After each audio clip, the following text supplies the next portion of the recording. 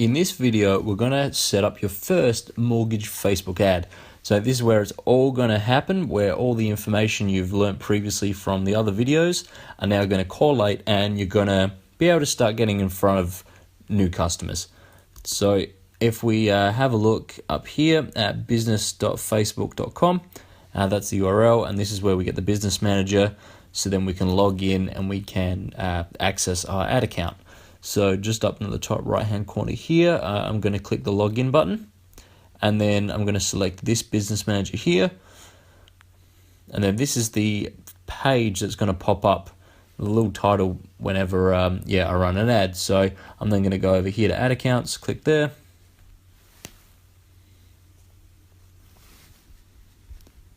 Then once that loads, I'm going to go over to the left here and click create.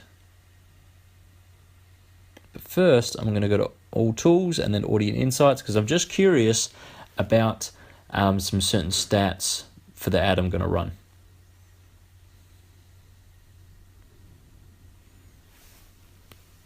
So I'm going to pick everyone on Facebook, and that's the audience I'm going to start with.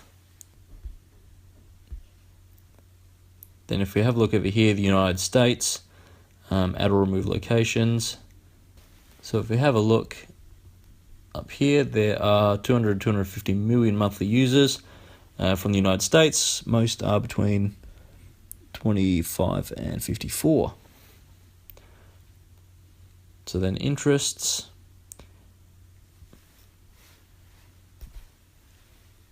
Have a look at mortgage loans. Then it's interests, business and industry, and personal finance. Because if we have a look up,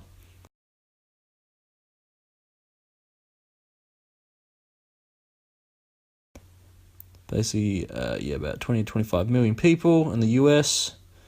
This is where to find them.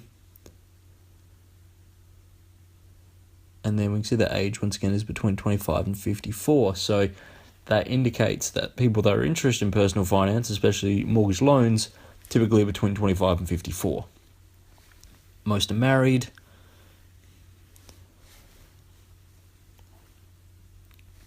And then here, this is interesting that most job titles are actually veterans, which is interesting. So if I was going to tweak this a little further and make this a refinance ad for veterans, then I certainly could, because that's very interesting data. You see the military there as well. Now, in this case, I'm not going to. It's going to be quite a generic ad, but that's just interesting to learn that through the audience insights anyway. So then over here, I'm going to click create ad. Use ads manager. Over here, with campaigns selected, I'm going to then go create. Alright, so then we have a look here. We go create new campaign. For this particular ad, I'm going to run a target campaign, which is send people to a destination off of Facebook. You can do it on Facebook as well, but I'm going to be sending them to my website. I'm going to scroll down. For the campaign name, we'll just name it Mortgage Refinance Example. Alright, so then for the ad set name, it doesn't really matter. It's better to make it more specific, but in this case, because it is example, I'm not going to worry. So if we have a look at the traffic, then audience, we go create new. Instead of it being so broad in the United States, I'm going to just target one specific area. So let's go California.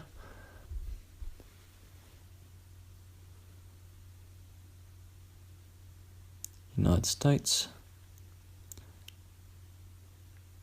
And that gives us around 29 million people.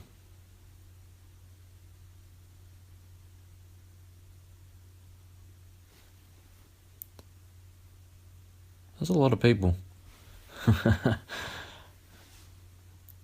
So then we're going to change the age, because before in the audience insights, those stats, I'm going to go a little younger, go 24 and 50, because I'm not that interested in people up to 44, up to 54, 55, 56, because if it's a refinance, loans are going to be quite small. So in the detailed targeting, I'm going to go mortgage, and people that are interested in mortgage loans. And then I'm going to narrow the audience and must also match at least one of the following.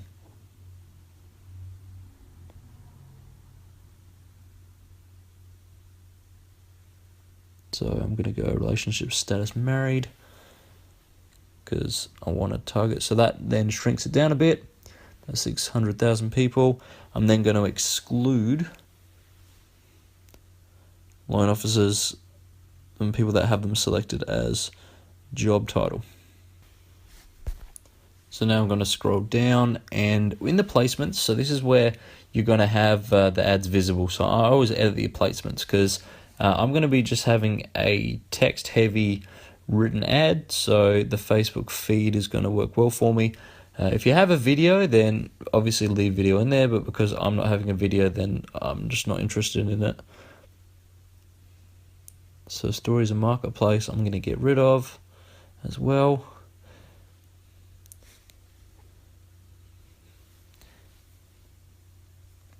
Alright, so just here, right column for people that would be on a laptop, whereas most of your clicks are going to come from mobile. So Instagram, if you're using image heavy stuff, video as well, it's really good.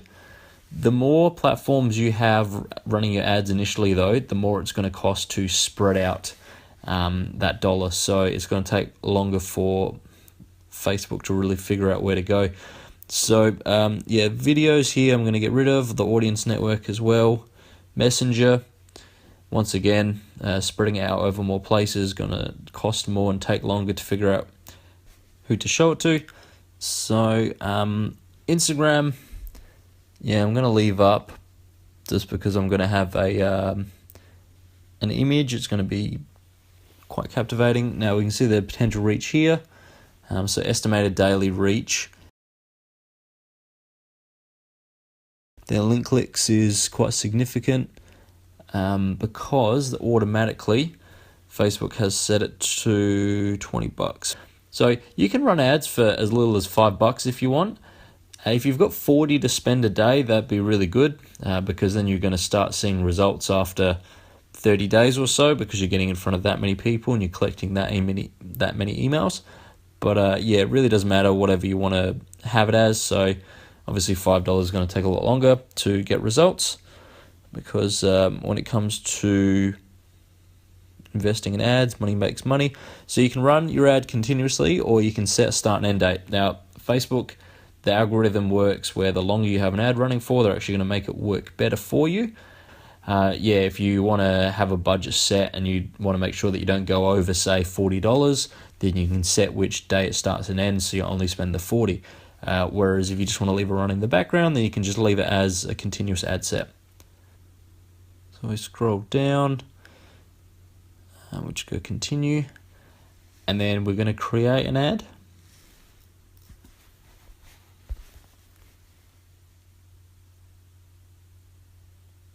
So the ad name here, I'm going to get a little bit more specific, just because it is an example, but I might be running a few examples. So it's always good to have the ad here, get in the habit of being really specific as to what your audience is, so you know exactly what this ad is. Then make sure you've selected the right page, just in case you have multiple pages. I'm going to choose a single image, because I've found that works really well, depending on your image. This is where you click upload image.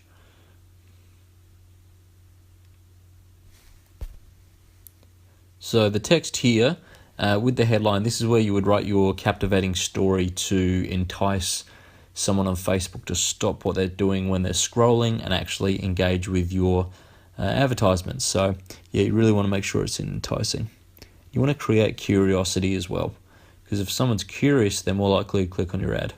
So then on the right hand side is where the example of what your ad will look like is. So we select whatever website you want to send them to, your sales landing page for instance, that'll pop up here.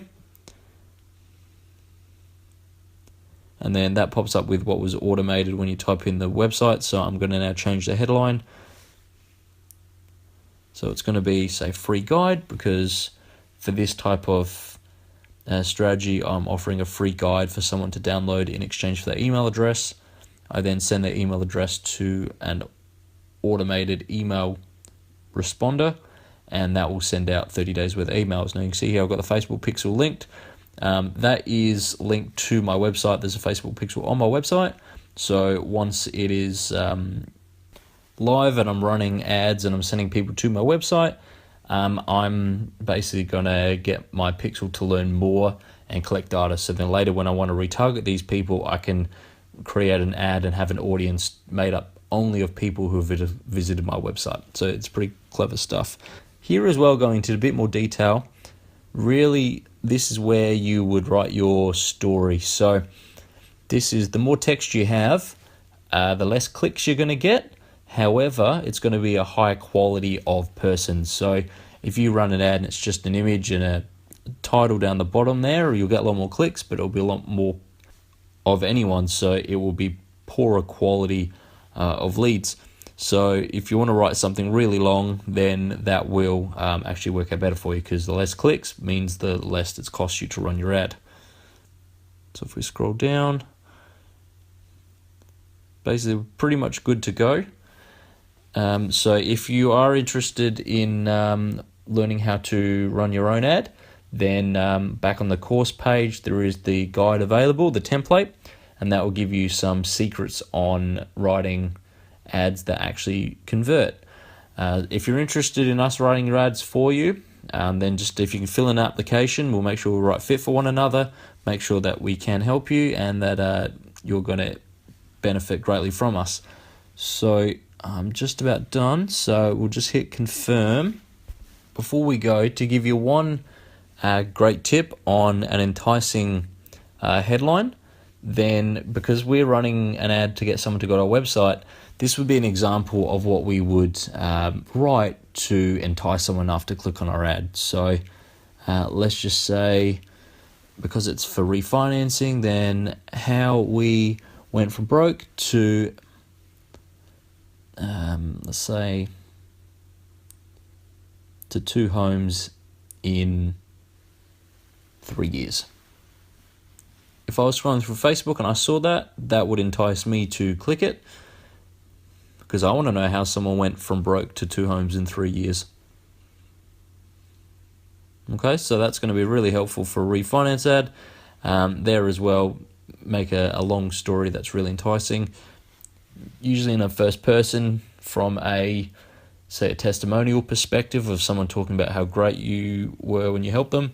That's going to get you a few conversions.